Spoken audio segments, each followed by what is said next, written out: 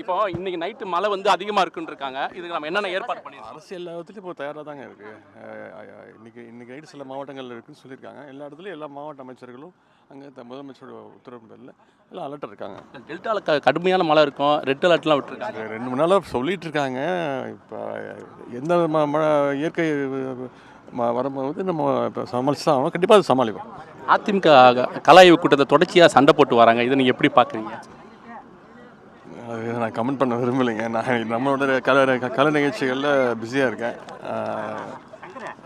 எதுவும் கருத்து சொல்ல விரும்பல. இப்போ இன்னைக்கு நைட்டு மழை வந்து அதிகமாக இருக்குன்னு இருக்காங்க. இதுக்கு நம்ம என்னென்ன ஏற்பாடு பண்ணியிருக்கோம்? அரசியல் எல்லா இடத்துலையும் இப்போ தயாராக தாங்க இருக்குது. இன்னைக்கு நைட்டு சில மாவட்டங்கள் இருக்குன்னு சொல்லியிருக்காங்க. எல்லா இடத்துலையும் எல்லா மாவட்ட அமைச்சர்களும் அங்கே முதலமைச்சரோட உத்தரவு பேரில் எல்லாம் அலர்ட் இருக்காங்க. டெல்டாவில் கடுமையான மழை இருக்கும், ரெட் அலர்ட்லாம் விட்டுருக்காங்க. 2 3 நாளாக சொல்லிட்டு இருக்காங்க.